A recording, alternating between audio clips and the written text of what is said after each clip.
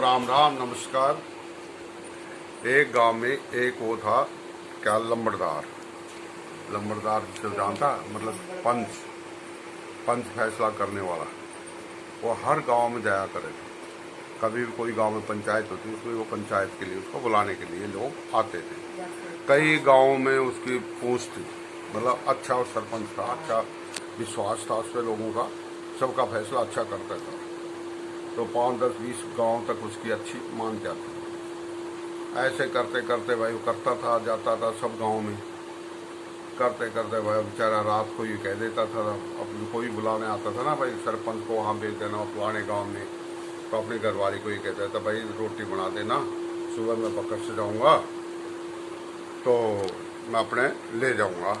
तो वह घरवाली कुछ ऐसी थी, रात को बना देती थी और ठंडी बाती करके अपना लेके चल जाता था। कहाँ पे?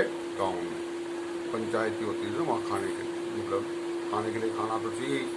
वो ठंडी बासी से गुजारा करने लग गया। करते करते कई दिन हो गए, बहुत दिन हो गए, चलती रही गाड़ी। फिर उसने कुछ दिन बाद में उसने अपने लड़के की शादी कर दी, समझे? लड़के की शादी करती तो भाई उसके बेटे की बहू आ गई। बेटे की बहू आ गई तो भाई क्या हुआ, वो घर का काम संभालने लगी। एक दिन फिर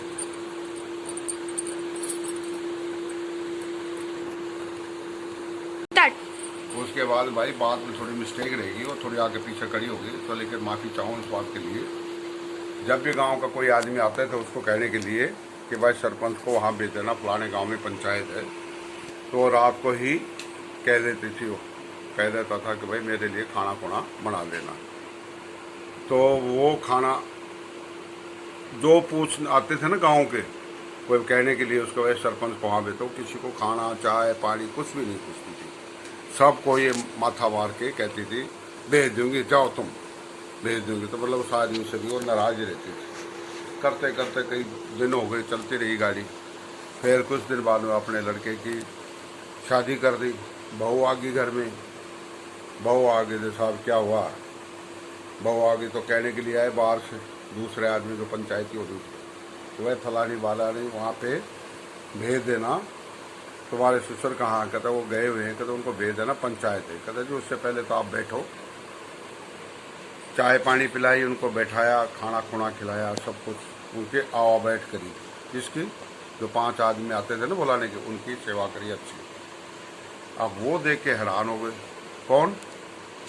वो जो बुलाने आए, जो कि भाई आज तक हम इतने पंचायती के लिए उनको कहने लिए आते हैं, लेकिन कभी भी हमें तो किसी ने पानी भी नहीं पूछा, और आज है ये बहू आई है तो हमारे को पानी भी पूछा है, चाय पानी भी, रोटी भी, खाना भी खिलाया। ये तो बड़ी ताज्जुब की बात है। अब करते करते साहब वो चले गए। दूसरे दिन उस मतलब जाना ही था उसको पंचायत में, तो अपने ससुर को कह दी थी वो कि पापा ऐसे से फलाने गांव से आदमी आए थे और पंचायत की है।